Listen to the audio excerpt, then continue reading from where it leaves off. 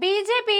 തന്റെ രാഷ്ട്രീയത്തിലെടുത്ത ഏറ്റവും തെറ്റായ തീരുമാനങ്ങളിൽ ഒന്നായിരുന്നു കിട്ടാക്കനിയായ തമിഴ്നാടിനായി അണ്ണാമലയെ മുന്നിൽ നിർത്തിയത്. സംസ്ഥാനത്തിന്റെ ബി.ജെ.പി. മുഖം കാക്കാൻ അണ്ണാമലയ്ക്ക് കഴിഞ്ഞില്ല എന്ന് മാത്രമല്ല, നാളിതുവരെ ദോഷമല്ലാതെ ഗുണമൊന്നും പാർട്ടിക്ക് ചെയ്തിട്ടുമില്ല.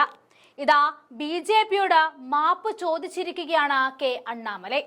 കോയമ്പത്തൂരിലെ ശ്രീ അന്നപൂർണ ഹോട്ടൽ ശൃംഖലയുടെ ഉടമയുമായി ധനമന്ത്രി നിർമ്മല സീതാരാമൻ നടത്തിയ സംഭാഷണത്തിന്റെ വീഡിയോ സോഷ്യൽ മീഡിയയിൽ ബി.ജെ.പി. പ്രവർത്തകർ ഷെയർ ചെയ്തതിലാണ് ക്ഷമ ചോദിച്ച രംഗത്തേക്ക് വന്നത്.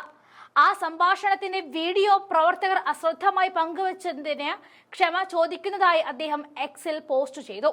വിഷയത്തിൽ താൻ വ്യവസായിയായ ശ്രീനിവാസനുമായി സംസാരിച്ചതായും അദ്ദേഹം പറഞ്ഞു. ശ്രീനിവാസൻ തമിഴ്നാടിന്റെ ബിസിനസ് സമൂഹത്തിന്റെ അഭിമാനമാണെന്നും വിവാദം അവസാനിപ്പിക്കണമെന്നും അണ്ണാമലൈ ആവശ്യപ്പെട്ടു കഴിഞ്ഞു. ധനമന്ത്രി പങ്കെടുത്ത കോയമ്പത്തൂരിലെ ഒരു ബിസിനസ് ഫോറത്തിൽ നടത്തിയ പരാമർശത്തിന് ശേഷം ശ്രീനിവാസൻ മന്ത്രി സീതാരാമനോട് മാപ്പ് പറയുന്നതായി ചില പോസ്റ്റുകളിൽ പറഞ്ഞിരുന്നു. കാപ്പി, മധുര വിഭവങ്ങൾ തുടങ്ങിയ 3 ഭക്ഷ്യ വിഭാഗങ്ങളിൽ GST നിരക്കുകൾ തുല്യമാക്കുവാൻ ശ്രീനിവാസൻ സീതാരാമനോട് ആവശ്യപ്പെട്ടിരുന്നു. ബണ്ണിന് GST എങ്കിലും ക്രീം നിറച്ചാൽ 18% GST ഈടാക്കുമെന്നും അദ്ദേഹം ചൂണ്ടിക്കാട്ടി. GST വർദ്ധിപ്പിക്കുകയാണെങ്കിൽ എല്ലാത്തിനും വർദ്ധിപ്പിക്കണമെന്നും ചില വിഭവങ്ങൾക്ക് മാത്രം വർദ്ധിപ്പിക്കുന്നത് ഉപഭോക്താക്കൾക്കിടയിൽ പ്രശ്നങ്ങൾ ഉണ്ടാക്കുമെന്നും അദ്ദേഹം ചൂണ്ടിക്കാട്ടിയിരുന്നു.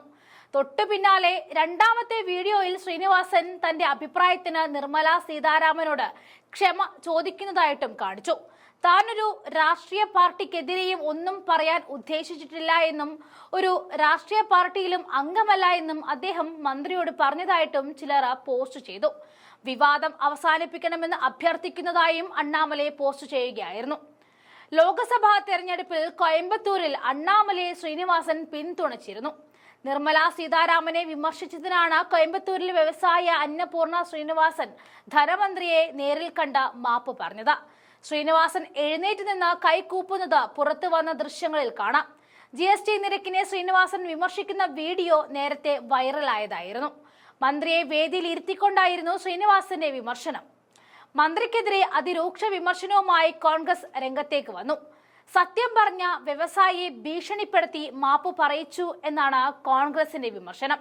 വ്യവസായികളുടെ പ്രശ്നം പറയാൻ അല്ലെങ്കിൽ മന്ത്രി യോഗം വിളിച്ചത് എന്തിനായിരുന്നു എന്നായിരുന്നു കോൺഗ്രസ് ഉയർത്തിയ ചോദ്യം. വിമർശനത്തോടുള്ള അസഹിഷ്ണുത തെളിഞ്ഞെന്നും കോൺഗ്രസ് കുറ്റപ്പെടുത്തി. കേന്ദ്ര സർക്കാരിന് അഹങ്കാരമാണെന്ന് രാഹുൽ ഗാന്ധിയും വിമർശിച്ചു.